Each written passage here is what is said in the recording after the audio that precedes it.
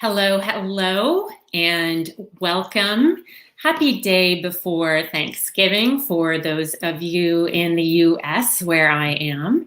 I'm dialing in from beautiful, sunny Northern California.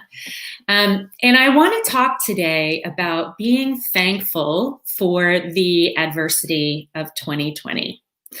And gosh, not much more could be said about what a year it's been.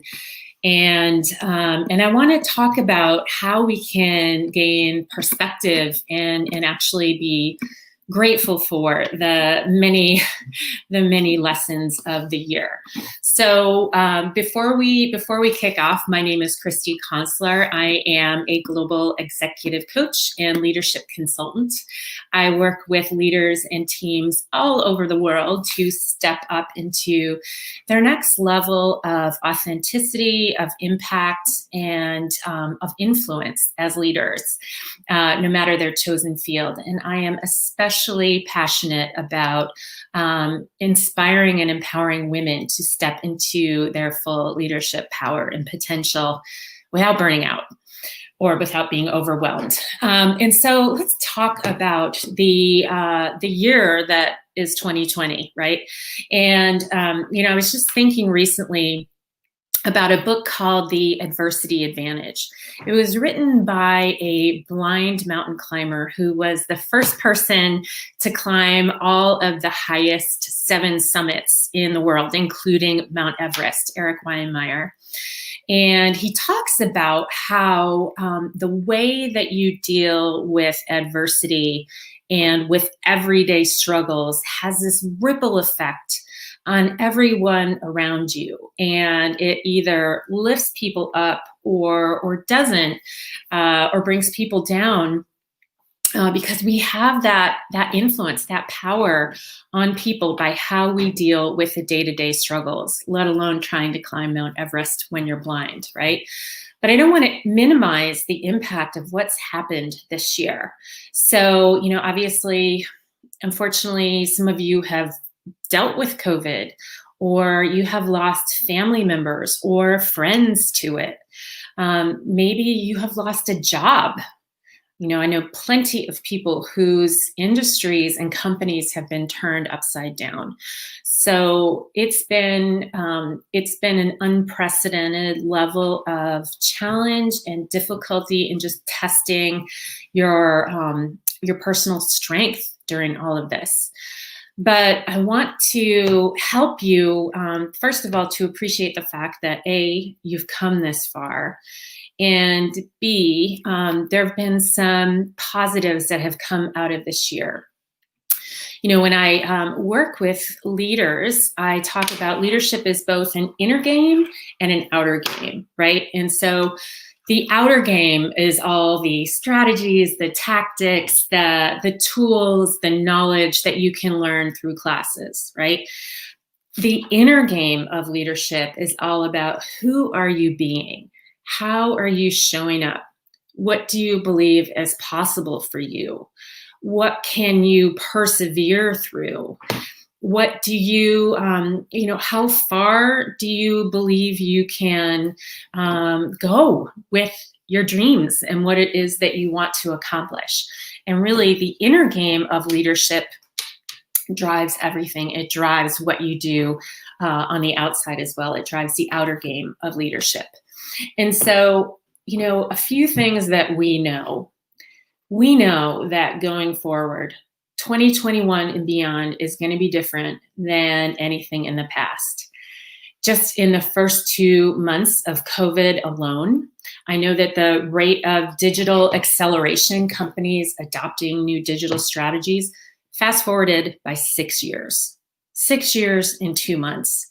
That's unbelievable. So things are never going to go back to the way they were.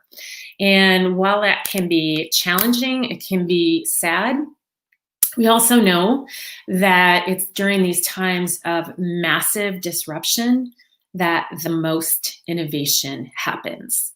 But in order to be able to take advantage of the opportunity to pivot, the opportunity to grow, you have to be able to deal with the disappointment and then be able to look at and see your own strengths and how you have persevered through the challenges so that you can take advantage of and see the opportunities for new ways of doing things, new ways of growing that are before you. So these are some of the things that I'm going to be talking about. I'm leading a 5-day free mini workshop series the week of December 7th. So it's called Lead Your Way, and I'll be going live every day from anywhere 30 minutes to 60 minutes per day the week of December 7th at 4 p.m. Pacific, 7 p.m. Eastern. And we're going to be talking about how to create a rock solid foundation going into 2021. We'll be talking about how you can influence authentically, how you can really step into your courage as a leader, how to take the strengths and really create a category of one with your skills, with your knowledge, and with your inner game of leadership, and really mapping out what do you want that to look like. Because you are in the driver's seat, even though it might not feel like it. The one thing that you can control is how you respond to the adversity, to the change that is going to continue and in fact increase.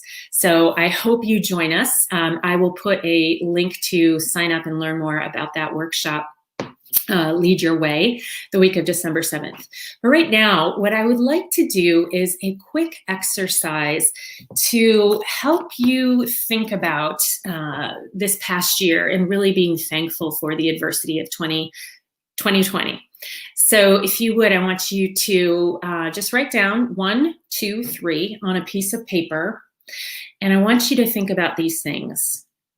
The first is, what is something painful or challenging in the past that you made it through? It doesn't even have to be from this past year, but what is something that was really hard for you to make it through, but you did?